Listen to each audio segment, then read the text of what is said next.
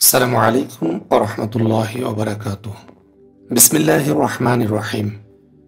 আল্লাহুম্মা সাল্লি আলা মুহাম্মাদিন ওয়া আলা আলি মুহাম্মাদ কামা সাল্লাইতা আলা ইব্রাহিম ওয়া আলা আলি ইব্রাহিম ইন্নাকা হামিদুম মাজিদ।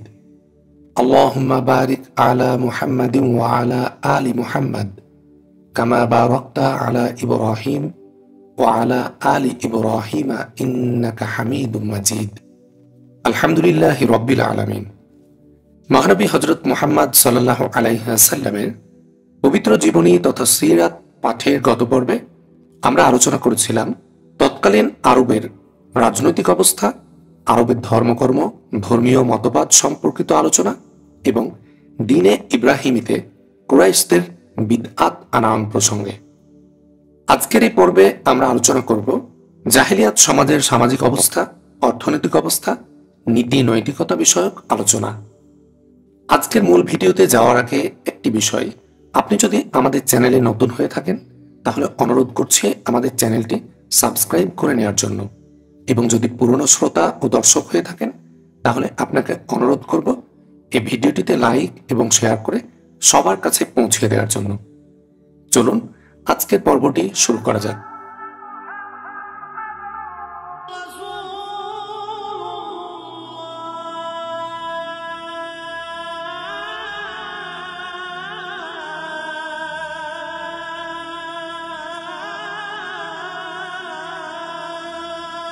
সুয়ারুন মিনাল মুজতামিল আরবি জাহিলি। জাহেলিয়াত সমাজের সংক্ষিপ্ত বিবরণ। আরব উপদ্বীপের বিভিন্ন জনগোষ্ঠীর রাজনৈতিক এবং ধর্মীয় অবস্থার বিবরণাদির পর এ পর্যায়ে তথাকার মানুষের সামাজিক, অর্থনৈতিক ও নৈতিক অবস্থার সংক্ষিপ্ত চিত্র উপস্থাপন করা হল। আল হালাতুল ইজতিমাইয়াত, সামাজিক অবস্থা। তৎকালীন আরব সমাজে বিভিন্ন শ্রেণীর লোকজন বসবাস করত। অবস্থা এবং অবস্থানের কথা বিবেচনা করলে লক্ষ্য করা যায় যে জনগোষ্ঠীর বিভিন্ন শ্রেণীর মধ্যে যথেষ্ট ভিন্নতা রয়েছে। অভিজাত শ্রেণীর পরিবারে পুরুষ এবং মহিলাগণের পারস্পরিক সম্পর্ক ছিল মর্যাদা এবং ন্যায়ভিত্তিক ব্যবস্থার উপর প্রতিষ্ঠিত। বহু ব্যাপারে মহিলাদের স্বাধীনতা দেয়া হতো, তাদের যুক্তিসঙ্গত কথাবার্তার যথেষ্ট গুরুত্ব দেয়া হতো এবং তাদের ব্যক্তি বৈশিষ্ট্যকে মর্যাদা দেয়া হতো। অভিজাত পরিবারের মহিলাদের রক্ষণাবেক্ষণ এবং মান সম্মান অক্ষুণ্ণ রাখার ব্যাপারে সদা সতর্ক দৃষ্টি রাখা হতো। মহিলাদের মান মর্যাদার ব্যাপারে হানিকর বা অবমাননাকর পরিস্থিতিতে সঙ্গে সঙ্গে তলোয়ার কোষমুক্ত হয়ে খুন খারাপি শুরু হয়ে যেত। তৎকালীন আরবে প্রচলিত রেওয়াজ মাফিক কোনো ব্যক্তি নিজের উদারতা কিংবা বীরত্বের প্রশংসাসূচক কোনো কিছু বলতে চাইলে মহিলাদের সম্বোধন করেই তা বলা হতো। অধিকাংশ ক্ষেত্রেই মহিলারা ইচ্ছে করতে পারত। পক্ষান্তরে পুরুষদের উত্তেজিত এবং উদ্বোধিত করে সহজে যুদ্ধাগ্নিও প্রজ্বলিত করে দিতে পারত। কিন্তু এত সব সত্ত্বেও প্রকৃতপক্ষে পুরুষ প্রধান সমাজ কাঠামোই আরবে প্রচলিত ছিল। পরিবার প্রধান বা পরিবারের পরিচালক হিসেবে পুরুষদেরই প্রাধান্য ছিল এবং তাদের সিদ্ধান্ত চূড়ান্ত হিসাবে স্বীকৃত এবং গৃহীত হতো। পারিবারিক জীবনযাত্রার ক্ষেত্রে পুরুষ স্ত্রী এবং সম্পর্ক বিবাহ বন্ধনের মাধ্যমে প্রতিষ্ঠিত হতো। বরকনে উভয় পক্ষের অভিভাবকগণের সম্মতিক্রমে কনের অভিভাবকগণের তত্ত্বাবধানে বিবাহ পর্ব অনুষ্ঠিত হতো। অভিভাবকগণের অগোচরে ইচ্ছেমাফিক বিবাহ বন্ধনে আবদ্ধ হওয়ার অধিকার মহিলাদের ছিল না। একদিকে যখন সম্ভ্রান্ত এবং অভিজাত পরিবার সমূহের জন্য প্রচলিত ছিল এই ব্যবস্থা, অপরপক্ষে তখন সাধারণ মানুষের মধ্যে নারী পুরুষের সম্পর্ক এবং মেলামেশার ক্ষেত্রে এমন সব ঘৃণ্য ব্যবস্থা এবং জঘন্য প্রথা প্রচলিত ছিল যাকে অশ্লীলতা, পাশবিকতা এবং ব্যভিচার ছাড়া অন্য কিছুই বলা যেতে পারে না। উম্মুল মুমিনিন আয়েশা রাদিয়াল্লাহু আনহা কর্তৃক বর্ণিত সূত্রে জানা যায় যে অন্ধকার যুগে আরব সমাজে বিবাহের 4টি প্রথা প্রচলিত ছিল। এর মধ্যে একটি তো হচ্ছে সেই প্রথা যা বর্তমান যুগেও জনসমাজে প্রচলিত রয়েছে। এই প্রথানুসারে বিভিন্ন দিক বিবেচনার পর একজন তার অধীনস্থ মহিলার জন্য অন্য একজনের নিকট বিয়ের প্রস্তাব বা পয়গাম পাঠাতেন। তারপর উভয় পক্ষের মধ্যে বোঝাপড়ার মাধ্যমে স্বীকৃতি লাভের পর বর কনেকে ধার্য মোহর দিয়ে বিয়ে করত। 2. নারী পুরুষের মিলনের দ্বিতীয় প্রথাকে বলা হতো নিকাহে ইস্তিবজা। নারী পুরুষের মিলনের উদ্দেশ্য থাকত জ্ঞানী, গুণী ও শক্তিধর কোন সুপুরুষের সঙ্গে সঙ্গম ক্রিয়ায় লিপ্ত হওয়ার মাধ্যমে উৎকৃষ্ট শ্রেণীর সন্তান লাভ। এই উদ্দেশ্যকে সামনে রেখে যখন কোনো মহিলা ঋতুজনিত অপবিত্রতা থেকে পবিত্র হতেন, তখন তার স্বামী তাকে তার পছন্দ মতো কোনো সুপুরুষের সঙ্গে মিলিত হওয়ার জন্য প্রস্তাব পাঠাতে বলতেন। এই অবস্থায় স্বামী তার নিকট থেকে পৃথক হয়ে থাকতেন, কোনো ক্রমেই তার সঙ্গে সঙ্গম ক্রিয়ায় লিপ্ত হতেন না। এদিকে স্ত্রী প্রেরিত প্রস্তাব স্বীকৃতি লাভ করলে গর্ভধারণের সুস্পষ্ট আলামত প্রকাশ না হওয়া পর্যন্ত তার সঙ্গে সঙ্গম ক্রিয়ায় লিপ্ত হয়ে থাকতেন। তারপর গর্ভধারণের আলামত সুস্পষ্ট হলে তার স্বামী যখন চাইতেন তার সঙ্গে মিলিত হতেন। হিন্দুস্তানি পরিভাষায় এ বিবাহকে নিয়োগ বলা হয়। 3. তথাকথিত বিবাহ নামক নারী পুরুষের মিলনের তৃতীয় প্রথা ভিন্নতর রূপের একটি জঘন্য ব্যাপার। এতে 10 থেকে কম সংখ্যক ব্যক্তির সমন্বয়ে একটি দল একত্রিত হতো এবং সকলে পর্যায়ক্রমে একই মহিলার সঙ্গে সঙ্গম ক্রিয়ায় লিপ্ত হতো। এর ফলে এই মহিলা গর্ভধারণের পর যথাসময়ে সন্তান প্রসব করত। প্রসবের কয়েকদিন পর সেই মহিলা তার সঙ্গে যারা সঙ্গম ক্রিয়ায় লিপ্ত হয়েছিলেন তাদের সকলকে ডেকে নিয়ে একত্রিত করতেন। প্রচলিত প্রথায় বাধ্য হয়ে সংশ্লিষ্ট সকলকে সেখানে উপস্থিত হতে হতো। সেখানে উপস্থিত হওয়ার ব্যাপারে অমত করার কোনো উপায় থাকত না। মহিলার আহ্বানে যখন সকলে উপস্থিত হতেন তখন সকলকে লক্ষ্য করে মহিলা বলতেন যে আপনাদের সঙ্গে সঙ্গম ক্রিয়ার ফলে যে আমার এ সন্তান ভূমিষ্ঠ হয়েছে এ ব্যাপারটি আপনারা সকলেই অবগত আছেন।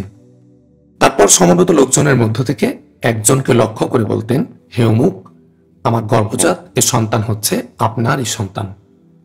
মহিলার ঘোষণাক্রমে সন্তানটি হতো তারই সন্তান এবং সংশ্লিষ্ট সকলে এর স্বীকৃতি প্রদান করতে বাধ্য থাকতেন। 4. নারী পুরুষের বিবাহ ও মিলন নাম দিয়ে আরো একটি জঘন্য রকমের অশ্লীল রেওয়াজ জাহিলিয়াত যুগের আরব সমাজে প্রচলিত ছিল। এতে কোনো মহিলাকে কেন্দ্র করে বহু লোক একত্রিত হতেন এবং পর্যায়ক্রমে তার সঙ্গে যৌন সম্পর্ক স্থাপন করতেন। এরা হচ্ছেন পতিতাবৃত্তির পেশা অবলম্বনী মহিলা। কাজেই যৌন সম্পর্ক স্থাপনের উদ্দেশ্যে কোনো লোক তাদের নিকট গমন করলে তারা আপত্তি করতেন না। এদের বাড়ির প্রবেশদ্বারে পেশার প্রতীক হিসাবে নিশান দিয়ে রাখা হতো যাতে ইচ্ছুক ব্যক্তিরা নির্দ্বিধায় গমনাগমন করতে পারেন। যৌনক্রিয়ার ফলে গর্ভধারণের পর যখন কোনো মহিলা সন্তান প্রসব করতেন তখন তার সঙ্গে যৌন সম্পর্ক স্থাপনকারী সকল পুরুষকে একত্রিত করা হতো। তারপর যে ব্যক্তি মানুষের অভাব প্রত্যক্ষ করে সিদ্ধান্ত নিতে সক্ষম এমন ব্যক্তিকে সেখানে আহ্বান জানানো হতো। সেই ব্যক্তি উপস্থিত সকলের অব নিরীক্ষণান্তে তার বিবেচনা মতো একজনের সঙ্গে সন্তানটির যোগসূত্র বা সম্পর্ক স্থাপন করে দিতেন। এভাবে নবজাতকটির একজন পুরুষের সঙ্গে সম্পর্ক যুক্ত হয়ে যেত। তিনিও শিশুটিকে তার ঔরসজাত সন্তান বলেই মনে করতেন। যখন আল্লাহ রব্বুল আলামিন মুহাম্মদ সাল্লাল্লাহু আলাইহি ওয়াসাল্লামকে রাসূল রূপে প্রেরণ করলেন এবং জাহিলিয়াত যুগের সর্বপ্রকার অশ্লীল বৈবাহিক অবস্থার অবসান ঘটল, বর্তমানে ইসলামী সমাজে যে বিবাহ প্রথা প্রচলিত রয়েছে আল্লাহ তাআলার নির্দেশে রাসূল করিম সাল্লাল্লাহু আলাইহি ওয়াসাল্লাম আরব সমাজে সেই ব্যবস্থায় প্রতিষ্ঠিত করেন। আরো কোনো ক্ষেত্রে আরবের নারী পুরুষদের অন্যরকম সম্পর্কের কথা জানা যায়। তৎকালে অর্থাৎ জাহিলিয়াত আমলে নারী পুরুষ সম্পর্ক বন্ধনের ব্যাপারটি এমন প্রথার উপর প্রতিষ্ঠিত ছিল যা তলোয়ারের ধার এবং বল্লমের ফলার সাহায্যে প্রতিষ্ঠা লাভ করত। এতে গোত্রীয় যুদ্ধ বিগ্রহের ক্ষেত্রে বিজয়ী গোত্র বিজিত গোত্রের নারীদের আটক রেখে যৌন সম্ভোগে তাদের ব্যবহার করত। এ সকল মহিলার গর্ভে যে সকল সন্তান জন্মলাভ করত তাদের কোনো সামাজিক মর্যাদা দেয়া হতো না। সামাজিক দৃষ্টিকোণ থেকে তারা সারা জীবন তাদেরকে খাটো হয়েই থাকতে হতো। জাহিলিয়াত আমলে একই সঙ্গে একাধিক অনির্দিষ্ট সংখ্যক স্ত্রী গ্রহণের রেওয়াজ প্রচলিত ছিল। অতঃপর কোরআন তার 4টির মধ্যে সীমাবদ্ধ করে দেন। একই সঙ্গে দু সহোদরাকে স্ত্রী রূপে গ্রহণ করে সংসার করাটা কোনো দোষের ব্যাপার ছিল না। পিতার মৃত্যুর পর এবং পিতা কর্তৃক তালাকপ্রাপ্তা বিমাতাকে বিবাহ প্রথাও তৎকালে চালু ছিল। আল্লাহ রব্বুল আলামিন সূরা নিসার 22 থেকে 23 নম্বর আয়াতে বলেন, যাদেরকে তোমাদের পিতৃপুরুষ বিয়ে করেছে সেসব নারীকে বিয়ে করো না। পূর্বে যা হয়ে গেছে হয়ে গেছে, নিশ্চয় তো অশ্লীল, অতি ঘৃণ্য ও নিকৃষ্ট পন্থা। তোমাদের প্রতি হারাম করা হয়েছে তোমাদের মা এবং মেয়ে, বোন, ফুপু, খালা, ভাইজি, ভাগিনী, দুধমা, দুধ বোন, শাশুড়ি, তোমাদের স্ত্রী লোকদের মধ্যে যার সঙ্গে সঙ্গত হয়েছ, তার পূর্ব স্বামীর ঔরসজাত মেয়ে যারা তোমাদের তত্ত্বাবধানে আছে। কিন্তু যদি তাদের সঙ্গে তোমরা সহবাস না করে থাকো, তবে তাদের বদলে তাদের মেয়েদেরকে বিয়ে করলে তোমাদের প্রতি গুনাহ নেই, এবং তোমাদের প্রতি হারাম করা হয়েছে তোমাদের ঔরসজাত পুত্রের স্ত্রী এবং একসঙ্গে দু বোনকে বিবাহ বন্ধনে রাখা। পূর্বে যা হয়ে গেছে তা তো হয়েই গেছে, নিশ্চয় আল্লাহ পরম ক্ষমাশীল, দয়ালু। স্ত্রীকে পুরুষদের তালাক প্রদানের অধিকার ছিল, কিন্তু এ ব্যাপারে নির্দিষ্ট কোনো সীমা ছিল না। অতঃপর ইসলাম তা নির্দিষ্ট করে দেয়। সে আমলে ব্যভিচারের মতো একটি অতি ঘৃণ্য ও জঘন্য পাপাচারে লিপ্ত হতে প্রায় সকল শ্রেণীর মানুষকেই দেখা যেত। কোনো গোষ্ঠী কিংবা গোত্রের খুব নগণ্য সংখ্যক লোকই এই নারকীয় দুষ্কর্ম থেকে মুক্ত থাকত। অবশ্য এমন কিছু সংখ্যক নারী পুরুষও চোখে পড়ত যাদের আভিজাত্যানুভূতি ও সম্ভ্রমবোধ পাপাচারের এই পঙ্কিলতা থেকে তাদেরকে বিরত রাখত। অত্যন্ত দুঃসহ অবস্থার মধ্য দিয়ে নারীদের জীবন যাপন করতে হতো। অবশ্য দাসীদের তুলনায় স্বাধীনতার অবস্থা কিছুটা ভালো ছিল। সমাজে দাসীগণকে অত্যন্ত দুঃসহ অবস্থার মধ্য দিয়ে কারাতিপাত করতে হতো। তৎকালীন সমাজে এমন মনিবের সংখ্যা খুব কমই ছিল যিনি দাসীদের নিয়ে নানা অনাচার, যথেচ্ছাচার ও পাপাচারে লিপ্ত না হতেন। এসব অনাচার ও পাপাচারে লিপ্ত হওয়ার ব্যাপারে কোনো লজ্জাবোধ কিংবা সংশয়ের সৃষ্টি হতো না। যেমন সুনানে আবু দাউদ গ্রন্থে বর্ণিত আছে, এক দফা এক ব্যক্তি খাড়া হয়ে রাসূলুল্লাহ সাল্লাল্লাহু আলাইহি ওয়াসাল্লামকে লক্ষ্য করে বললেন, হে আল্লাহর রাসূল সাল্লাল্লাহু আলাইহি ওয়াসাল্লাম, অমুক ব্যক্তি আমার পুত্র। অজ্ঞতার যুগে আমি তার মার সঙ্গে ব্যভিচারে লিপ্ত হয়েছিলাম। প্রত্যুত্তরে রাসূল সাল্লাল্লাহু আলাইহি ওয়াসাল্লাম বললেন, ইসলামে এমন দাবির কোনো সুযোগ কিংবা মূল্য নেই। অন্ধকার যুগের যাবতীয় প্রথা পদদলিত ও বিলুপ্ত হয়েছে। এখন পুত্র তারই গণ্য হবে যার স্ত্রী আছে অথবা দাসী আছে, আর ব্যভিচারের জন্য রয়েছে পাথর। সাদ বিন আবি ওয়াক্কাস রাদিয়াল্লাহু আনহু এবং আবদ ইবনু জামার মধ্যে জামার দাসী পুত্র আব্দুর রহমান বিন জামার ব্যাপারে যে বিবাদ সংঘটিত হয় তা হচ্ছে একটি প্রসিদ্ধ ঘটনা, এবং এ ব্যাপারটি অবশ্যই অনেকের জানা কথা। অন্ধকার যুগে পিতা পুত্রের সম্পর্ক বিভিন্ন প্রকারের ছিল। সে সম্পর্কে ইতিপূর্বে কিছু আলোকপাত হয়েছে, কিন্তু তা সত্ত্বেও এমনটি হয়তোবা বলা সঙ্গত হবে না যে সন্তান বাৎসল্যের ব্যাপারে তাদের কিছুটা ঘাটতি ছিল। নিচের কবিতার চরণটি প্রণিধানযোগ্য। আমাদের সন্তান আমাদের কলিজার টুকরো, যারা জমিনের উপর চলাফেরা করছে। পক্ষান্তরে কন্যা সন্তানের ব্যাপারে নারকীয় দুষ্কর্ম করতে তারা একটুও দ্বিধাবোধ করতেন না। সমাজের লোকলজ্জা ও নিন্দা এবং তাদের জন্য ব্যয় নির্বাহের ভয়ে অনটন ও অনাহার এবং দুর্ভিক্ষের কারণে পুত্র সন্তানদের হত্যা করতেও তারা কুণ্ঠাবোধ করতেন না। আল কুরআনে সূরা আনআমের 151 নম্বর আয়াতে আল্লাহ রাব্বুল আলামিন বলেছেন, বলো, এসো, তোমাদের প্রতিপালক তোমাদের জন্য যা নিষিদ্ধ করেছেন তা পড়ে শোনাই। তা হচ্ছে, তার সঙ্গে কোনো কিছুকে শরীক করো না, পিতামাতার সঙ্গে সদ্ব্যবহার করো, দরিদ্রতার ভয়ে তোমাদের সন্তানদের হত্যা করো না। আমি তোমাদেরকে আর তাদেরকে জীবিকা দিয়ে থাকি। প্রকাশ্য বা গোপন কোনো অশ্লীলতার কাছেও যেও না। ন্যায়সঙ্গত কারণ ছাড়া কাউকে হত্যা করো না। এ সম্পর্কে তিনি তোমাদেরকে নির্দেশ দিচ্ছেন যাতে তোমরা চিন্তা ভাবনা করে কাজ করো। কিন্তু পুত্র সন্তান হত্যার ব্যাপারে যে জনশ্রুতি রয়েছে তার যথার্থতা নির্ণয় করা বা প্রত্যয়ন করা একটি অত্যন্ত মুশকিল ব্যাপার। কারণ গোত্রীয় বিরোধ এবং যুদ্ধ বিগ্রহের সময় স্বপক্ষকে শক্তিশালী করা এবং যুদ্ধে জয়লাভ করার ব্যাপারে অন্যদের তুলনায় আপন আপন সন্তানরাই অধিকতর নির্ভরযোগ্য বলে প্রমাণিত হতো। এ প্রেক্ষিতে পুত্র সন্তানগণের সংখ্যাধিক্যে আরববাসীগণের কাম্য হওয়া স্বাভাবিক। যতদূর জানা যায়, তৎকালীন আরব সমাজে সহোদর ভাই, চাচাতো ভাই এবং গোষ্ঠী ও গোত্রের লোকজনের পারস্পরিক সম্পর্কের ব্যাপারটি ছিল অত্যন্ত শক্ত ও মজবুত ভিত্তির উপর প্রতিষ্ঠিত। এর কারণ হচ্ছে বহু গোত্রে বিভক্ত এবং গোত্রে গোত্রে রেশারেশি ক্লিষ্ট আরব সমাজে গোত্রীয় ঐক্যের সুদৃঢ় বন্ধনের উপর নির্ভর করেই টিকে থাকতে হতো আরববাসীগণকে।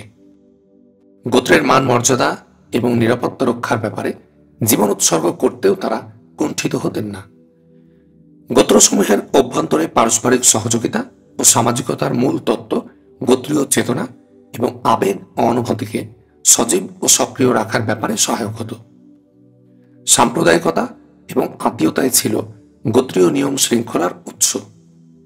তারা সেই উদাহরণকে শাব্দিক অর্থে বাস্তবে রূপ প্রদান করতেন, যেমন উনসুর আখাকা যলিমান আও মাজলুমান, নিজ ভাইকে সাহায্য করো, সে অত্যাচারী হোক কিংবা অত্যাচারিত হোক। ইসলাম প্রতিষ্ঠিত হওয়ার পূর্ব পর্যন্ত বিভিন্ন গোত্রের লোকজনের মধ্যে উৎকট এ গোত্রীয় চিন্তাধারা প্রচলিত ছিল। ইসলাম সেই সকল ধারণার মূলোৎপাটন করেছে। অত্যাচারী এবং অত্যাচারিত উভয়কে সাহায্য করার বিধান ইসলামে রয়েছে। এক্ষেত্রে অত্যাচারীকে সাহায্য করার অর্থ হল তাকে অন্যায় ও অনাচার থেকে বিরত রাখা। অবশ্য মর্যাদা ও নেতৃত্ব কর্তৃত্বের ব্যাপারে একে অন্যের আগে অগ্রসর হওয়া যে আকুতি ও আকাঙ্ক্ষা একই ব্যক্তি কর্তৃক বহুবার তা বাস্তবে পরিণত করতে চাওয়ার কারণে গোত্রসমূহের মধ্যে যুদ্ধ বিগ্রহের দামামা বেজে উঠত। আওস ও খাজরাজ, আবস ও জুবিয়ান, বকর ও তাগলিব এবং অন্যান্য গোত্রের সংঘটিত ঘটনাবলীর মধ্যে যেমনটি লক্ষ্য করা যায়। পক্ষান্তরে যতদূর জানা যায়, বিভিন্ন গোত্র বা গোষ্ঠীর পারস্পরিক সম্পর্কের ব্যাপারটি ছিল অপেক্ষাকৃত শিথিল বন্ধনের উপর প্রতিষ্ঠিত। প্রকৃতপক্ষে বিভিন্ন গোত্রের সকল ক্ষমতায় ব্যয়িত হতো পরস্পরের মধ্যে যুদ্ধ বিগ্রহে।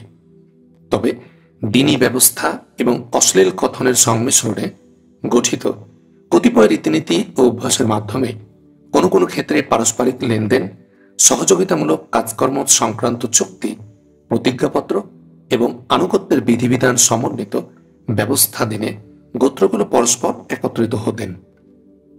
সর্বোপরি হারাম মাসগুলো তাদের জীবিকা অর্জন ও জীবন নির্বাহের ব্যাপারে বিশেষভাবে সহায়ক ছিল। এই মাসগুলোতে তারা পরিপূর্ণ নিরাপত্তা দিত, কেননা এই মাসগুলোকে তারা অত্যন্ত মর্যাদা প্রদান করত। যেমন আবু রজা উতারিদি বলেন, যখন রজব মাস সমাগত হতো তখন আমরা বলতাম মুনাসিলুল আসিন্নাত। তখন এমন কোনো তীর বা বর্ষা থাকতো না যা অকার্যকর করার জন্য তা থেকে আমরা লোহার ফলক খুলে ফেলতাম না, এবং রজব মাসে আমরা এগুলো দূরে নিক্ষেপ করতাম। অন্যান্য হারাম মাসগুলোতেও একই অবস্থা বিরাজ করত। জাহেলিয়াত যুগের আরব সমাজের সামাজিক অবস্থার সার কথা বলতে গেলে শুধু এতটুকুই বলতে হয় যে স্থিরতা ও কূপমণ্ডকতাই সমাজ জীবনের প্রধানতম বৈশিষ্ট্য। অজ্ঞতা, অশ্লীলতা, স্বেচ্ছাচারিতা ও কুসংস্কার আচ্ছন্ন ছিল সমগ্র সমাজ। অসত্য ও অন্যায়ের নিকট সত্য ও ন্যায় হয়ে পড়েছিল সম্পূর্ণরূপে পর্যদস্ত। সাধারণ মানুষকে জীবনযাপন করতে হতো পশুর মতো।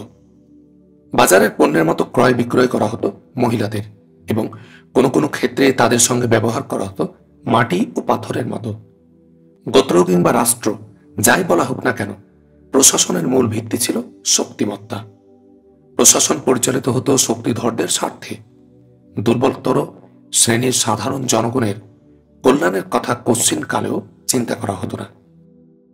প্রজাদের নিকট থেকে গৃহীত অর্থ সম্পদ কোষাগার ভরে তোলা হতো এবং প্রতিদ্বন্দ্বীগণের বিরুদ্ধে সৈন্যদলের মহড়া ও যুদ্ধ বিগ্রহের উদ্দেশ্যই তা সংরক্ষিত হতো।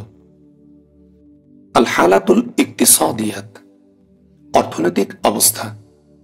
জাহেলিয়াত যুগের অর্থনৈতিক পরিকাঠামো এবং অর্থনৈতিক অবস্থা ও ব্যবস্থাকে কোনো ক্রমেই সামাজিক অবস্থার চেয়ে উন্নত বলা যেতে পারে না।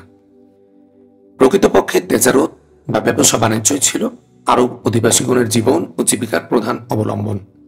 কিন্তু দেশ থেকে দেশান্তরে গমনাগমন, মালপত্র পরিবহন, বাণিজ্যের উদ্দেশ্যে ভ্রমণ, পর্যটনের জন্য নিরাপত্তা ও শান্তি শৃঙ্খলা ইত্যাদি ব্যাপারগুলো এতই সমস্যা সংকুল ছিল যে নির্বিঘ্নে ব্যবসা বাণিজ্য পরিচালনা করা ছিল এক দুষ্কর ব্যাপার। তৎকালে মরুপথে গমনাগমন এবং মালপত্র পরিবহনের একমাত্র মাধ্যম ছিল উট। উটের পিঠে চড়ে যাতায়াত এবং মালপত্র পরিবহনের ব্যবস্থাটি ছিল অত্যন্ত সময় সাপেক্ষ ব্যাপার। তাছাড়া পথও ছিল অত্যন্ত বিপদসংকুল। সব দিক দিয়ে সুসজ্জিত বড় বড় কাফেলা ছাড়া পথ চলার কথা চিন্তাই করা যেত না। কিন্তু তা সত্ত্বেও যে কোনো সময় দস্যুদল কর্তৃক আক্রান্ত এবং যথাসম্ভব লুণ্ঠিত হওয়ার ভয়ে ভীত সন্ত্রস্ত হয়ে থাকতে হতো কাফেলার সকলকে। অবশ্য হারাম মাসগুলোতে তারা কিছুটা নির্ভয়ে ও নির্বিঘ্নে ব্যবসা বাণিজ্যের কাজকর্ম চালিয়ে যেতে পারতেন, কিন্তু তা ছিল সময়ের একটি সীমিত পরিসরে সীমাবদ্ধ। কাজে বাণিজ্য নির্ভর হলেও নানাবিধ কারণে ব্যবসা বাণিজ্য তারা তেমন সুবিধা করতে পারতেন না। তবে হারাম মাসগুলোতে উকাজ, জুল মাজাজ, মাজান্নাহ এবং আরও কিছু প্রসিদ্ধ মেলায় বেচাকেনা করে তারা কিছুটা পুষিয়ে নিতে পারতেন। আরব ভূখণ্ডে শিল্পের প্রচলন তেমন একটা ছিল না। শিল্প কারখানার ব্যাপারে পৃথিবীর অন্যান্য অনেক দেশের তুলনায় আরব দেশ আজও পিছিয়ে পড়ে রয়েছে তুলনামূলকভাবে। সেকালে আরো অনেক বেশি পিছনে পড়েছিল। শিল্পের মধ্যে বস্ত্র, চর্মশিল্প, ধাতব শিল্প ইত্যাদি শিল্পের প্রচলন চোখে পড়ত। অবশ্য এই শিল্পগুলো ইয়ামান, হীরা ও সাম্রাজ্যের সন্নিকটস্থ অঞ্চলগুলোতেই প্রসার লাভ করেছিল অপেক্ষাকৃত বেশি। কিন্তু সুতো কাটার কাজে সকল অঞ্চলের মহিলাদেরই ব্যাপৃত থাকতে দেখা যেত। আরব ভূখণ্ডে অভ্যন্তরভাগের লোকেরা প্রায় সকলেই পশুপালন কাজের মাধ্যমে জীবিকা নির্বাহ করত। মরুপ্রান্তরের আনাচে কানাচে যে সকল স্থানে কৃষির উপযোগী ভূমি পাওয়া যেত সে সকল স্থানে কৃষির ব্যবস্থা ছিল। কিন্তু অর্থনৈতিক ক্ষেত্রে যে সমস্যাটি সবচেয়ে জটিল ছিল তা হচ্ছে মানুষের দারিদ্র দূরীকরণ এবং এর মাধ্যমে জীবনমান উন্নয়ন, মহামারী ও রোগব্যাধি দূরীকরণ কিংবা অন্য কোনো জনকল্যাণমূলক কাজে অর্থ সম্পদের খুব সামান্য অংশই ব্যয়িত হতো। সম্পদের সিংহভাগই ব্যয়িত হতো যুদ্ধ বিগ্রহের কাজে। কাজেই জনজীবনের সুখ, শান্তি বা স্বাচ্ছন্দ্য বলতে তেমন কিছুই ছিল না। সমাজে এমন এক শ্রেণীর লোক ছিল যাদের দুবেলা দুমুঠো অন্ন এবং দেহাবরণের জন্য ন্যূনতম প্রয়োজনীয় বস্ত্র খণ্ডের সংস্থানও সম্ভব হতো না। আল আখলাক, নীতি নৈতিকতা। মরুচারী আরববাসীগণের নীতি নৈতিকতা ও চরিত্রের ক্ষেত্রে সম্পূর্ণ বিপরীতমুখী দুটি ধারার বিকাশ লক্ষ্য করা যায়। একদিকে লক্ষ্য করা যায় জুয়া, মদ্যপান, ব্যভিচার, হিংসা বিদ্বেষ, হানাহানি, হত্যা, প্রতিহিংসা পরায়ণতা ইত্যাদি জঘন্য মানবেতর ক্রিয়াকলাপ। অন্যদিকে লক্ষ্য করা যায় দয়া, দাক্ষিণ্য, উদারতা, অতিথি পরায়ণতা, প্রতিজ্ঞা পরায়ণতা এবং আরো অনেক উন্নত মানসিক গুণাবলীর সমাবেশ। তাদের মানবেতর ক্রিয়াকলাপ এবং আচরণ সম্পর্কে ইতোপূর্বে আলোচনা করা হয়েছে। এই পর্যায়ে তাদের চরিত্রের বিভিন্ন মানবিক দিক এবং সমস্ত গুণাবলী সম্পর্কে আলোচনা করা হবে। 1. দয়া, দাক্ষিণ্য ও উদারতা। অন্ধকার যুগের আরববাসীগণের দয়া দাক্ষিণ্য সম্পর্কিত জনশ্রুতি ছিল সর্বযুগের মানুষের গর্ব করার মতো একটি বিষয়। নীতি নৈতিকতার ক্ষেত্রে ভ্রষ্টতার নিম্নতম পর্যায়ে পৌঁছলেও দয়া, দাক্ষিণ্য কিংবা বদান্যতার ব্যাপারে বিশ্ব মানব গোষ্ঠীর মধ্যে তারা ছিলেন সকলের শীর্ষ স্থানে। শুধু তাই নয়, এ নিয়ে তাদের রীতিমতো প্রতিযোগিতা চলত এবং এ ব্যাপারে তারা এ বলে গর্ব করতেন যে আরবের অর্ধভাগ তার জন্য উপহার হয়ে গিয়েছে।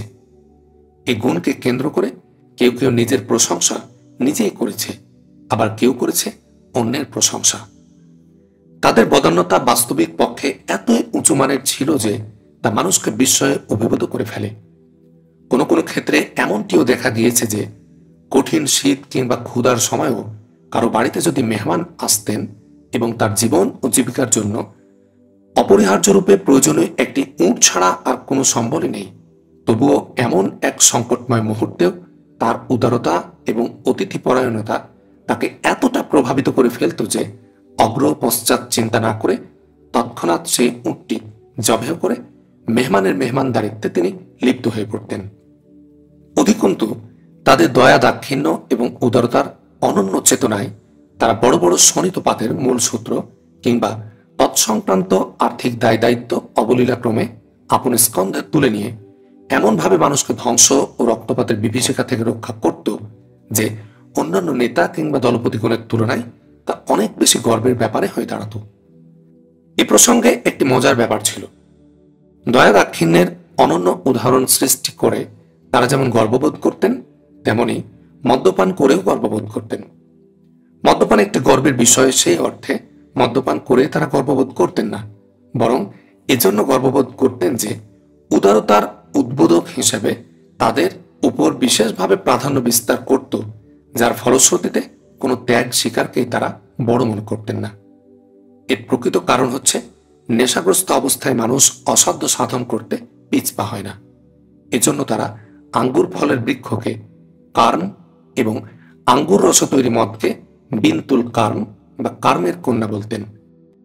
জাহিলিয়াত যুগের কবিগণের কাব্যে এ জাতীয় প্রশংসা এবং গৌরবসূচক রচনা একটি উল্লেখযোগ্য স্থান অধিকার করেছে।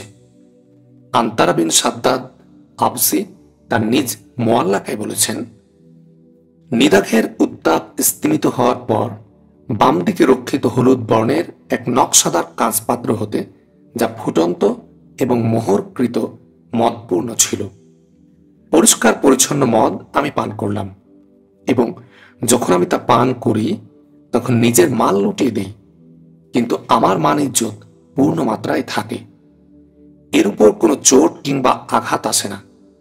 তারপর যখন আমি সজ্ঞানে থাকি কিংবা যখন আমার জ্ঞান ফিরে আসে তখনও আমি দান করতে কুণ্ঠিত হই না, এবং আমার দয়া দাক্ষিণ্য যা কিছু সেসব সম্পর্কে তোমরা অবহিত রয়েছ। তারা জুয়া খেলতেন এবং মনে করতেন যে এটাও হচ্ছে তাদের দয়া দাক্ষিণ্যের একটি পথ, কারণ এর মাধ্যমে তারা যে পরিমাণ উপকৃত হতেন তার অংশবিশেষ কিংবা উপকৃত ব্যক্তিদের অংশ থেকে যা অবশিষ্ট থেকে যেত তা অসহায় ও মিসকিনদের মধ্যে দান করে দিতেন। এজন্য কোরআন কারিমে মদ ও জুয়ার উপকারকে অস্বীকার করা হয়নি, বরং এ সম্পর্কে বলা হয়েছে, কিন্তু এ দুটোর পাপ এ দুটোর উপকার অপেক্ষা অধিক।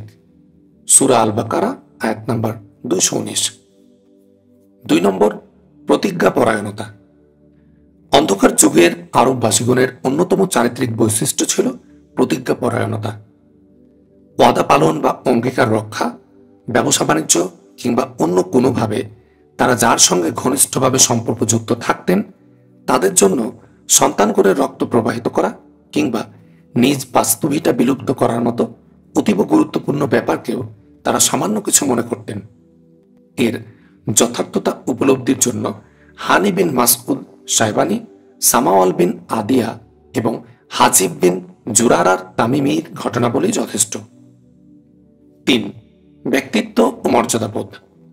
জাহিলিয়াত যুগের আরববাসীগণের অন্যতম ব্যক্তি বৈশিষ্ট্য ছিল পার্থিব সবকিছুর উপর নিজের মান ইজ্জতকে প্রাধান্য দেওয়া এবং কোনো প্রকার অন্যায় অত্যাচার সহ্য না করা। এর ফলে এরূপ দাঁড়িয়েছিল যে তাদের উৎকট অহংবোধ এবং মর্যাদাবোধ সীমা অতিক্রম করে গিয়েছিল। বিশেষ কোনো কারণে তাদের এই অহং ও মর্যাদাবোধের উপর সামান্যতম আঘাত কিংবা অপমান এলেও তারা উত্তেজিত হয়ে পড়তেন এবং তরবারি, বর্ষা, ফলা ইত্যাদি নিয়ে রক্তক্ষয় সংঘর্ষে লিপ্ত হয়ে পড়তেন। এই সংঘর্ষে লিপ্ত হতে গিয়ে তাদের প্রাণহানির ব্যাপারে কোনোই উৎকণ্ঠা থাকত না। প্রাণের তুলনায় মান মর্যাদাকে তারা অধিকতর মূল্যবান মনে করতেন। 4. সংকল্প বাস্তবায়ন। প্রাক ইসলামী আরববাসীগণের আরও একটি বৈশিষ্ট্য ছিল এরকম যে কোনো কাজকর্মকে মান সম্মান ও পুরুষের প্রতীক মনে করে যখন তারা সেই কর্ম সম্পাদনের লক্ষ্যে সংকল্পবদ্ধ হতেন তখন তারা প্রাণ বাজি রেখে সেই কর্ম সম্পাদনের জন্য ঝাঁপিয়ে পড়তেন। পার্থিব কোনো শক্তি তাদেরকে এই সংকল্প থেকে বিরত রাখতে পারত না। 5. ভদ্রতা, ধৈর্য ও গাম্ভীর্য। ভদ্রতা, শ্রেষ্ঠতা ও ধৈর্য গাম্ভীর্য আরববাসীগণের নিকট খুবই প্রিয় ও প্রশংসনীয় ছিল। এ সকল মানবিক গুণাবলীকে কোনো সময়ে তারা খাটো করে দেখতেন না, কিন্তু তাদের উগ্র স্বভাব, উৎকট অহংবোধ এবং প্রতিহিংসা পরায়ণতার কারণে খুব কম ক্ষেত্রে এর যথার্থতা রক্ষা করতে তারা সক্ষম হতেন। 6. সরলতা ও অনাড়ম্বরতা। ইসলাম পূর্ব আরববাসীগণের সংস্কৃতি ধারা থেকে অবগত হওয়া যায় যে তাদের জীবনযাত্রা ছিল অত্যন্ত সহজ সরল ও অনাড়ম্বর। তাদের চিন্তা ও চেতনার মধ্যে ঘোর প্যাঁচ কিংবা জটিলতার লেশমাত্র থাকত না। উদার, উন্মুক্ত, অগ্নি খরা মরু প্রকৃতির মতোই তাদের মন ছিল উন্মুক্ত, কিন্তু মেজাজ ছিল তীক্ষ্ণ। এ কারণে প্রকৃতিগতভাবে তারা ছিলেন সৎ এবং সততাপ্রিয়। ধোঁকাবাজি এবং বিশ্বাস ভঙ্গের মতো কোনো ব্যাপার ছিল তাদের সম্পূর্ণ অজ্ঞাত। গচ্ছিত ধন বা আমানত রক্ষার ব্যাপারটিকে তাদের পবিত্রতম দায়িত্ব হিসাবে তারা গণ্য করতেন। আমরা সর্বান্তকরণে বিশ্বাস করি যে এই পৃথিবীর কেন্দ্রস্থলে আরব ভূমির অবস্থান, আরব ভূমির ভূপ্রাকৃতিক বৈশিষ্ট্যগত বিশেষ বিশেষ সুযোগ সুবিধা, আরববাসীগণের উদার উন্মুক্ত মানবিক চেতনা, অতিথিপরায়ণতা, সহজ সরল ও অনাড়ম্বর জীবনযাত্রা এবং আমানত গচ্ছিত রাখার উপযুক্ততার প্রেক্ষাপটে আরব ভূমিকে ইসলাম প্রচারের কেন্দ্রবিন্দু, আরব জাতিকে আল্লাহর পবিত্রতম আমানত ইসলামকে হেফাজত করার উপযুক্ত মানব গোষ্ঠী, আরবি ভাষাকে আল্লাহর বাণী ধারণ ও বহনের উপযুক্ত ভাষা এবং আরব সম্প্রদায়ের মধ্যে সকল দৃষ্টিকোণ থেকে সর্বোত্তম ব্যক্তিটিকে নবুয়ত ও রিসালাতের উপযুক্ত বিবেচনা সাপেক্ষে ইসলামের আয়োজন ও বাস্তবায়ন ধারা সূচিত হয়েছিল। আর সম্ভবত আরবদের এসব চারিত্রিক বৈশিষ্ট্যে বিশেষ করে প্রতিশ্রুতি পূর্ণ করা ছাড়াও সবচেয়ে গুরুত্বপূর্ণ ও উপকারী বৈশিষ্ট্য তা হল আত্মমর্যাদাবোধ ও সংকল্পে অটল থাকা। আর এসব মহৎ গুণাবলী ও স্বচ্ছ পরিষ্কার দৃঢ় সংকল্প ব্যতীত অন্যায়, অত্যাচার, ফিতনা, ফাসাদ দূরীভূত করা এবং একটি ইনসাফপূর্ণ সমাজ প্রতিষ্ঠা করা সম্ভব নয়।